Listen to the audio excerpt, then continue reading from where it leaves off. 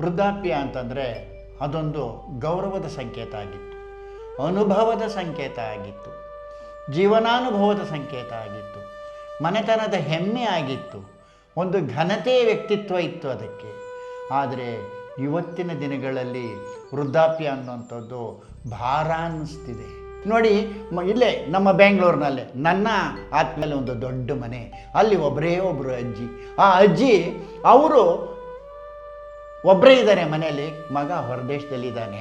ಅವರು ಅಲ್ಲಿಗೆ ಹೋಗಲಿಲ್ಲ, ಮಗ ಕರೆಸ್ಕೊಳ್ಳಿಲ್ವೋ ಅಥವಾ ಇವರೇ ಹೋಗಲಿಲ್ವೋ ಗೊತ್ತಿಲ್ಲ.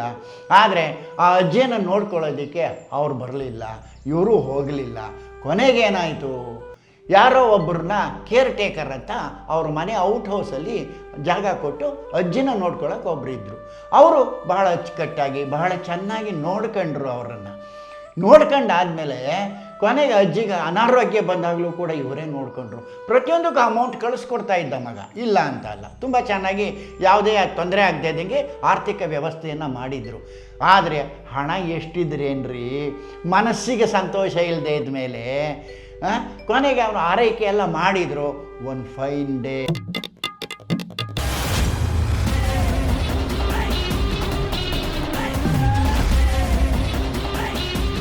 ಹಲೋ ಗೆಳೆಯರೇ, ಇವತ್ತಿನ ವಿಷಯ ವೃದ್ಧಾಪ್ಯ. ಒಂದು ಕಾಲದಲ್ಲಿ ವೃದ್ಧಾಪ್ಯ ಅಂತಂದರೆ ಅದೊಂದು ಗೌರವದ ಸಂಕೇತ ಆಗಿತ್ತು, ಅನುಭವದ ಸಂಕೇತ ಆಗಿತ್ತು, ಜೀವನಾನುಭವದ ಸಂಕೇತ ಆಗಿತ್ತು, ಮನೆತನದ ಹೆಮ್ಮೆ ಆಗಿತ್ತು, ಒಂದು ಘನತೆಯ ವ್ಯಕ್ತಿತ್ವ ಇತ್ತು ಅದಕ್ಕೆ.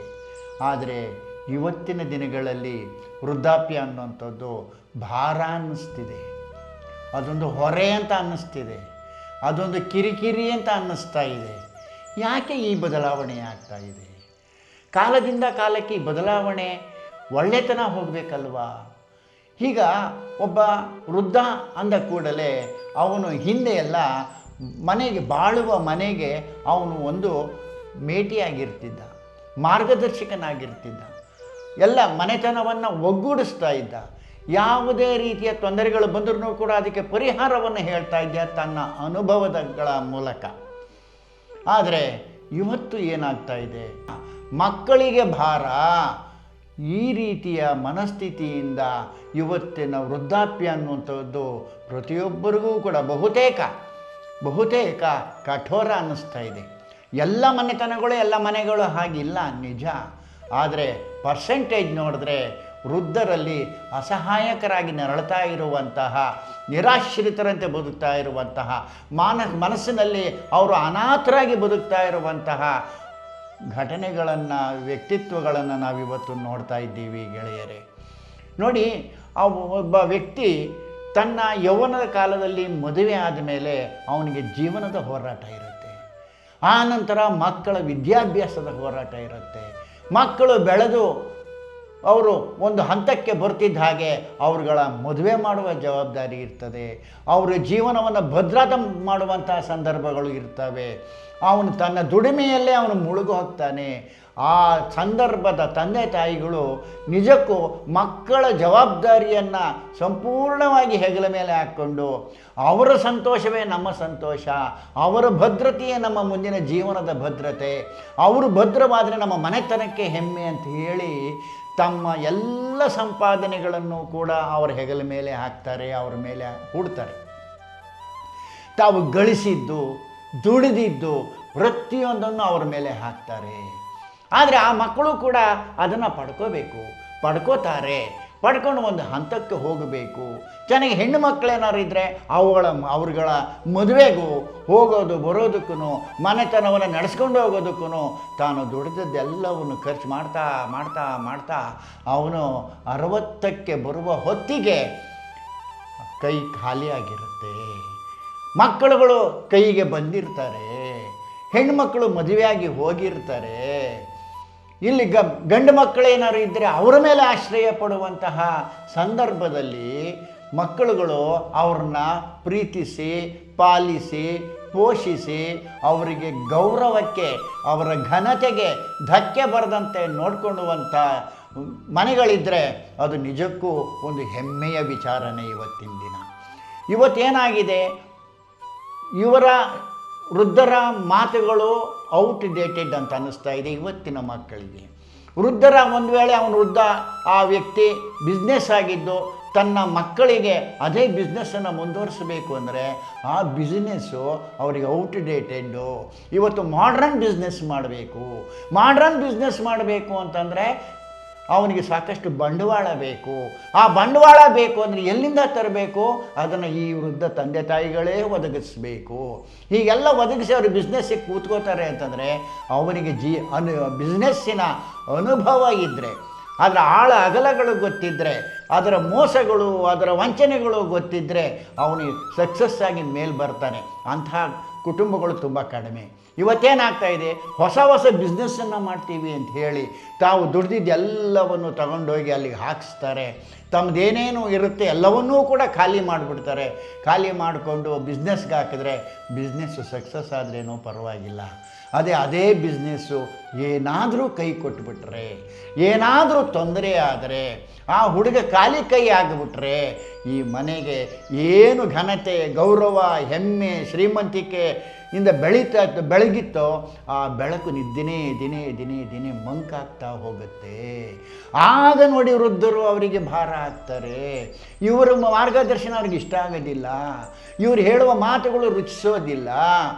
ಆಗ ತಂದೆ ತಾಯಿಗಳನ್ನು ಅವ್ರಿಗೆ ಹೊರೆ ಎನ್ನುವ ಭಾವನೆ ಯಾವಾಗ ಮಕ್ಕಳಿಗೆ ಬರ್ತದೋ ಅಲ್ಲಿ ಸ್ಟಾರ್ಟ್ ಆಗುತ್ತೆ ನೋಡಿ ಈ ವೃದ್ಧರ ಅಸಹಾಯಕತೆ. ಕೈಯಲ್ಲಿ ದುಡ್ಡಿರೋದಿಲ್ಲ, ದೇಹದಲ್ಲಿ ಆಗಲಿ ಶಕ್ತಿ ಕ್ಷೀಣಿಸ್ತಿರುತ್ತೆ, ಬ್ಯಾಡ್ ಲಕ್ಕು, ಏನಾದರೂ ಅನಾರೋಗ್ಯಕ್ಕೆ ಏನಾದ್ರು ತುತ್ತಾಗ್ಬಿಟ್ರೆ ಆ ನರಕವನ್ನು ಯಾವ ದೇವರು ಒಪ್ಕೊಳ್ಳೋದಿಲ್ಲ. ಅಂಥ ನರಕವನ್ನು ಅವರು ಅನುಭವಿಸ್ತಾರೆ. ಅವರಿಗೆ ದೈವ ಸ್ಮರಣೆ ಬಿಟ್ಟರೆ ಇನ್ನು ಯಾವ ಸ್ಮರಣೆ ಇರೋದಿಲ್ಲ. ಮಕ್ಕಳು ಹೇಳಿದ ಮಾತು ಕೇಳೋದಿಲ್ಲ, ಬಂದಿರೋ ಸೊಸೆ ಗೌರವಿಸೋದಿಲ್ಲ.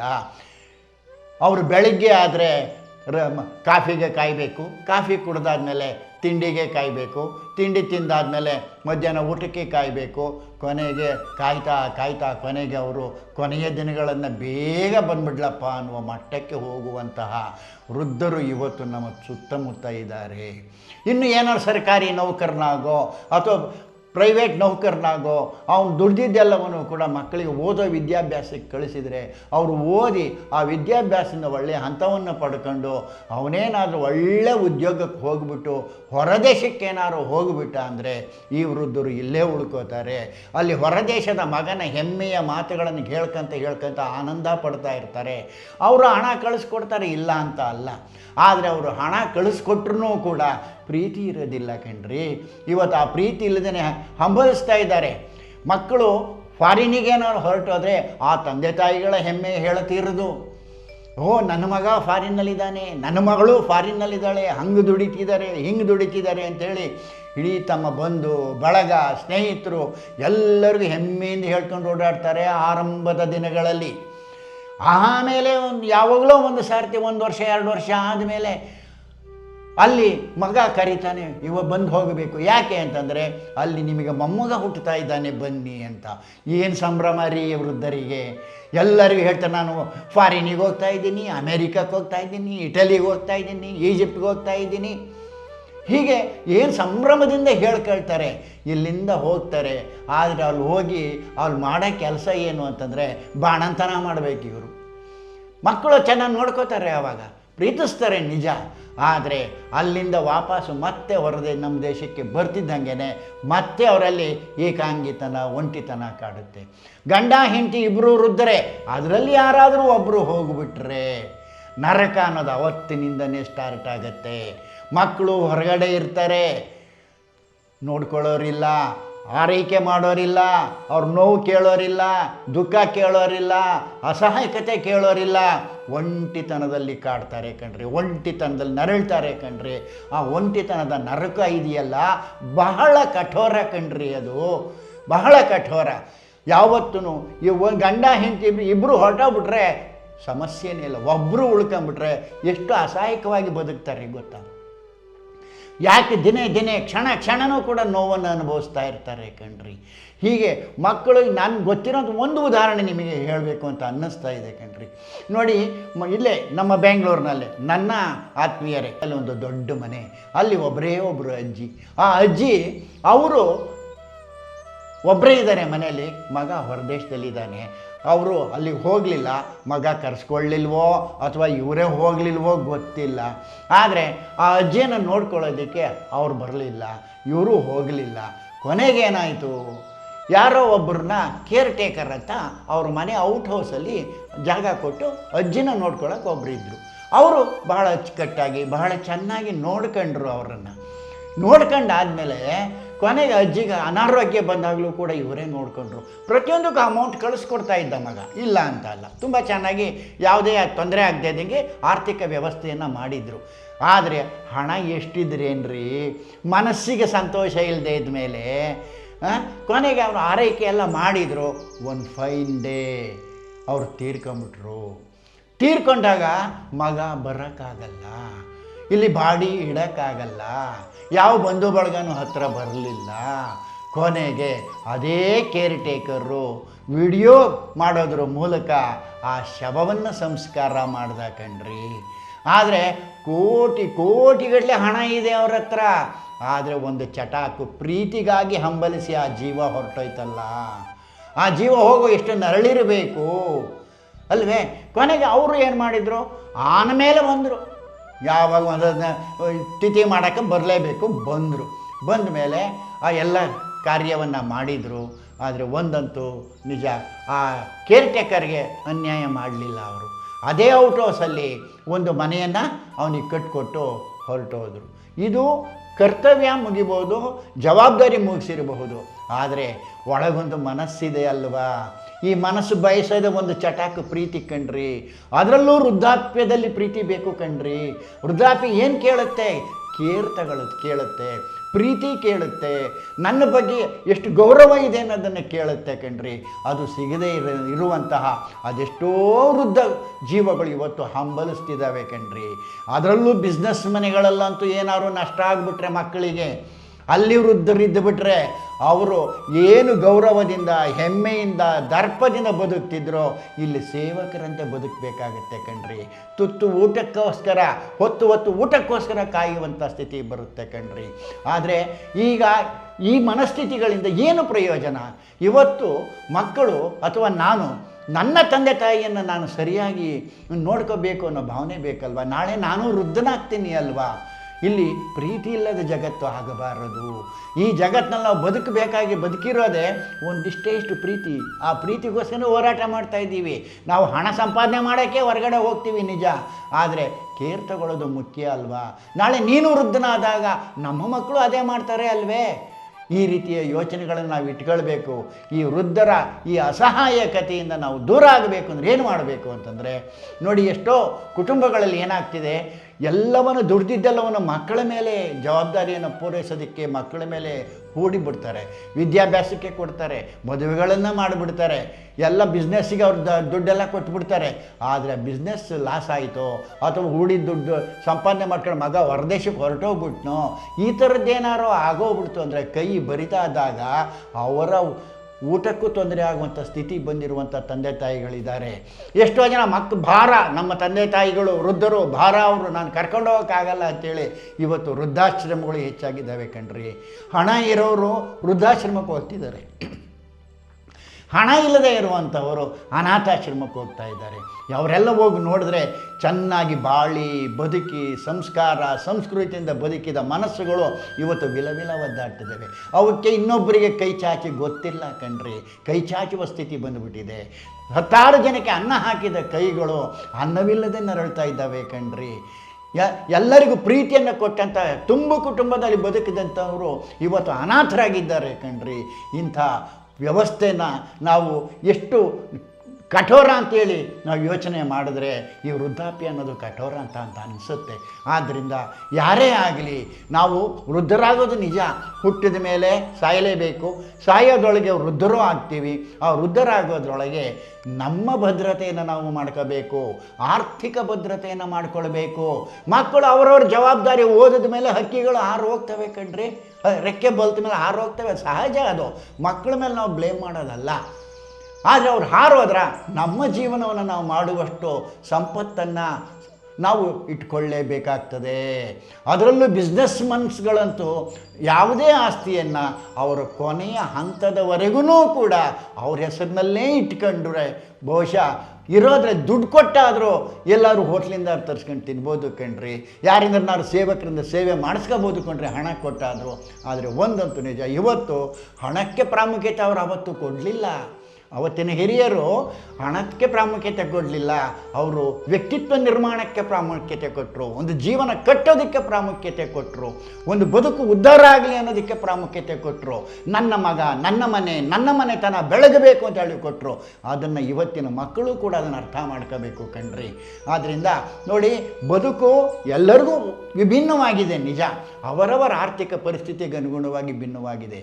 ಆದರೆ ಒಂದಂತೂ ನಿಜ, ಯಾರು ಹೈಲಿ ಬಿಸ್ನೆಸ್ ಮನ್ ಇದ್ದಾರೋ, ಯಾರು ಹೈಲಿ ಎಜುಕೇಟೆಡ್ ಇದ್ದಾರೋ ಅವ್ರ ಮನೆಗಳಲ್ಲೇ ವೃದ್ಧರು ಇವತ್ತು ಅನಾಥರಾಗ್ತಾ ಇರುವಂಥ ಪರಿಸ್ಥಿತಿ ಗಮನಿಸಿದ್ದೀವಿ. ಸ್ವಲ್ಪ ಮಿಡ್ಲ್ ಕ್ಲಾಸು ಅಥವಾ ಮಧ್ಯಮ ವರ್ಗದವರು ಅಥವಾ ಬಡವರ ಮನೆಯಲ್ಲಿ ಅಟ್ಲೀಸ್ಟ್ ಹೇಗೋ ಹೀಗೋ ಬೈಕೊಂಡಾದ್ರೂ ಮನೆಯೊಳಗೆ ಇಟ್ಕೊಂಡಿರ್ತಾರೆ ಕಣ್ರಿ. ನೋಡಿ, ಒಂದು ಅದು ಹೇಳಿದ್ರೆ ತಪ್ಪಾಗುತ್ತೋ ಏನೋ ಗೊತ್ತಿಲ್ಲ ನನಗೆ, ಆದರೆ ಒಂದು ಸಮುದಾಯದ ಜನಾಂಗದ ವೃದ್ಧಾಶ್ರಮ ಎಲ್ಲೂ ಇಲ್ಲ ಕಣ್ರಿ.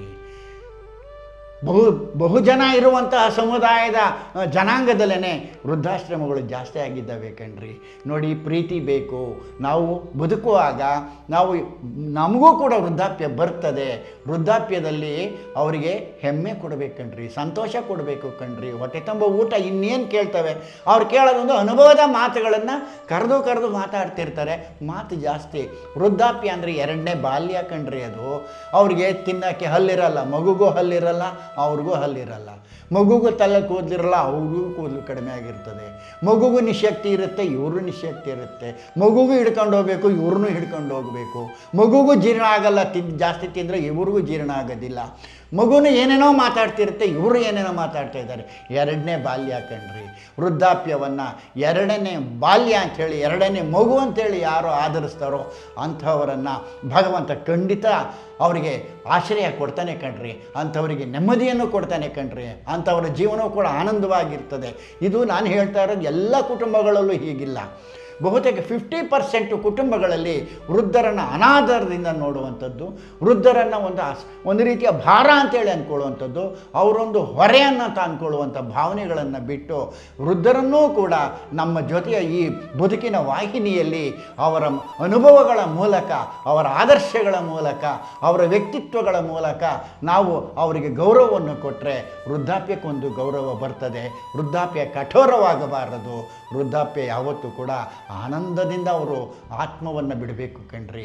ಆ ರೀತಿಯ ಜೀವನವನ್ನು ನೀವು ಸಾಗಿಸಿದರೆ ಬಹುಶಃ ಭಗವಂತನಿಗೆ ನಮ್ಮ ಮೇಲೆ ಕರುಣೆ ಬರುತ್ತೆ, ಈ ಪ್ರಕೃತಿ ಖಂಡಿತ ನಮಗೆ ಆಶೀರ್ವಾದ ಮಾಡುತ್ತೆ ಅಂತ ಹೇಳ್ತಾ ಇವತ್ತಿನ ಈ ಮಾತನ್ನು ಮುಗಿಸ್ತಾ ಇದ್ದೀನಿ. ನೆಕ್ಸ್ಟ್ ಎಪಿಸೋಡ್ನಲ್ಲಿ ಬೇರೆ ವಿಚಾರಗಳೊಂದಿಗೆ ಮತ್ತೆ ಭೇಟಿ ಆಗ್ತೀನಿ. ಅಲ್ಲಿಯವರೆಗೂ ನಮಸ್ಕಾರ ಗೆಳೆಯರೇ.